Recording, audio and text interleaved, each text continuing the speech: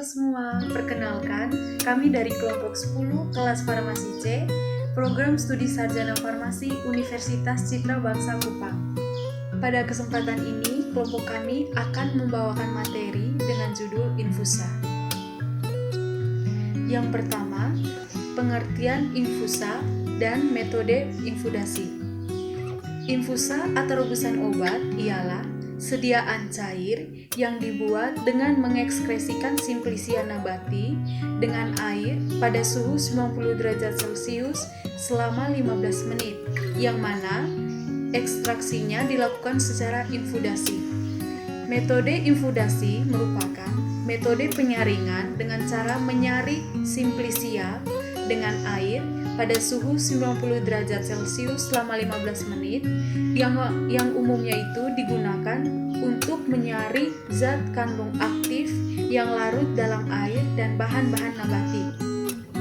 Yang berikutnya, prinsip kerja pembuatan infusa.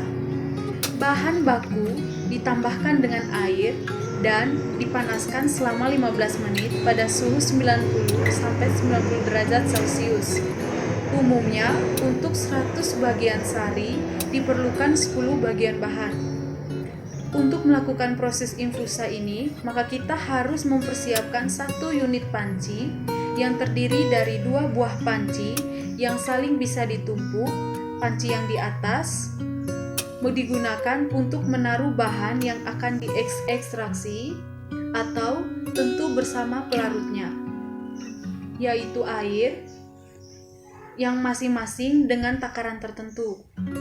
Sementara panci yang sebelah bawah diisi air, maksudnya digunakan sebagai pemanas panci atas, sehingga panas yang diterima panci atas tidak langsung berhubungan dengan api. Teorinya, ketika panci bawah airnya mendidih, yaitu pada suhu 100 derajat Celcius, maka panas yang diterima oleh panci di atas suhunya hanya mencapai sekitar 90 derajat Celcius saja. Kondisi demikian ini diperlukan agar zat aktif dalam bahan tidak rusak oleh pemanas berlebihan, atau biasanya zat aktif akan rusak bila dipanaskan sampai 100 derajat Celcius atau lebih. Yang berikutnya, prosedur kerja pembuatan infusa. Yang pertama, simplisia yang berupa tanaman atau bagian tanaman dengan derajat halus tertentu ditimbang, kemudian dimasukkan ke dalam panci atas, diberi air secukupnya.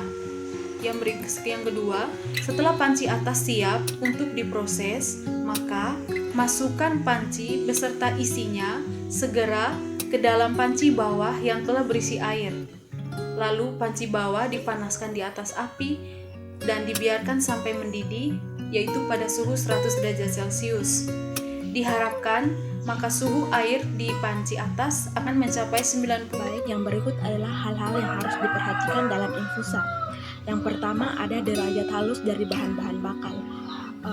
Menurut Farmakope Indonesia edisi 3 halaman 12, derajat halus dari bahan-bahan bakal yaitu ada yang pertama, serbuk dengan derajat halus 5/8 bagian. Contohnya ada akar manis, daun kumis kucing, daun sirih, dan daun senap. Yang kedua adalah serbuk dengan derajat halus 5/10 bagian. Contohnya ada dringo dan kelembak. Yang ketiga ada serbuk dengan derajat halus 10/22 bagian. Contohnya laos, akar valerian, temulawak, dan jahe. Yang keempat ada serbuk dengan derajat halus 22/60 bagian. Contohnya adalah kulit kina, sekale komuntum. Dan yang kelima ada serbuk dengan derajat halus 85/120 bagian. Contohnya daun digitalis. Yang hal-hal yang harus diperhatikan dalam infusa yang berikutnya adalah banyaknya bahan bakal. Banyaknya bahan bakal adalah 10 bagian untuk 100 bagian serkaian, di mana hal ini hanya berlaku untuk bahan-bahan bakal yang tercantum dalam farmakope yang bukan merupakan bahan-bahan yang berkhasiat keras. Yang berikutnya adalah banyaknya air. Penambahan dilakukan sebanyak 2 kali bobot bahan bakalnya, tapi untuk beberapa bahan bakal penambahan ini terlalu sedikit.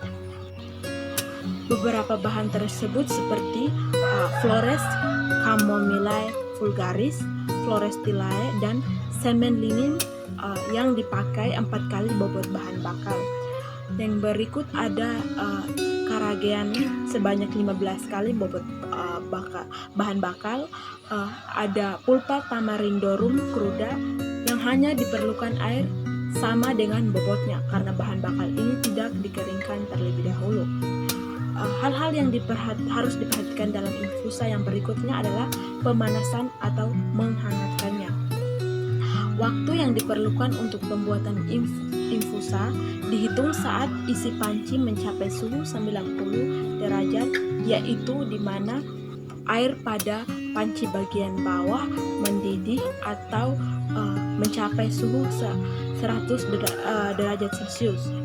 Pemanasan infusa ini berlangsung selama 15 menit karena terdapat bahan-bahan yang tidak tahan panas. Yang berikutnya adalah menyerkai. Infusa yang mengandung bahan bakal yang mengandung minyak atsiri harus diserkai setelah dingin. Tetapi ada infusa yang boleh diserkai panas-panas atau diserkai dingin. Contohnya seperti Foliaceae yang mengandung zat yang dapat menyebabkan sakit perut yang melarut dalam air panas tetapi tidak larut dalam air dingin, sehingga Infusaceae harus selalu disertai dingin. Untuk pembuatan infusum senae kompositum, penyerkaian harus dingin dan kemudian pemanasan dalam botol tertutup. Dan garam saicyanida yang dilarutkan. Infusa lainnya boleh disertai panas-panas atau disertai dingin. Hal-hal yang harus diperhatikan dalam infusa yang berikutnya adalah dekokto infusa. Jika dari beberapa bahan bakal bersama-sama harus dibuat suatu serkaian, sedangkan bahan bakal pertama termasuk yang harus dibuat dalam dekokta dan bahan lainnya harus dibuat infusa, maka bahan bakal ini dibuat suatu dekoktum infusum. Mula-mula bahan bakal yang dibuat dekokta dimasukkan dahulu dalam panci infusum dan 15 menit kemudian dimasukkan bahan bakal yang harus dibuat infusa. Hal ini sesuai dengan teori di mana untuk pembuatan dekokta sendiri memerlukan waktu pemanasan yaitu selama 30 menit, sedangkan untuk infusa waktu pemanasannya selama 15 menit. Panci yang berisi bahan bakal dan pelarut dihangatkan pada suhu 90 derajat selama 15 menit. Maka dekoktum infusum harus diserkai panas atau dingin tergantung jenis bahan bakalnya. Jika ada yang harus diserkai panas dan dingin, maka pertama kali kita harus menyelidiki apakah dekoktum infusum tersebut dapat dipisahkan pembuatannya, sehingga dari bahan bakal yang pertama kita membuat suatu dekokta yang diserkai panas, dan dari bahan bakal yang lainnya kita membuat infusa yang diserkai dingin, dengan syarat air yang tersedia cukup untuk pembuatan masing-masing serkaiannya. Bila air cukup, maka kita dapat mengerjakan dengan dua cara. Yang pertama adalah dekoktum infusum diserkai panas-panas. Cara ini banyak dipakai. Hal ini ditentukan oleh kodeks. Yang kedua ada dekoktum infusum dipisah dalam dekokta yang diserkai panas dan infusa yang diserkai dingin.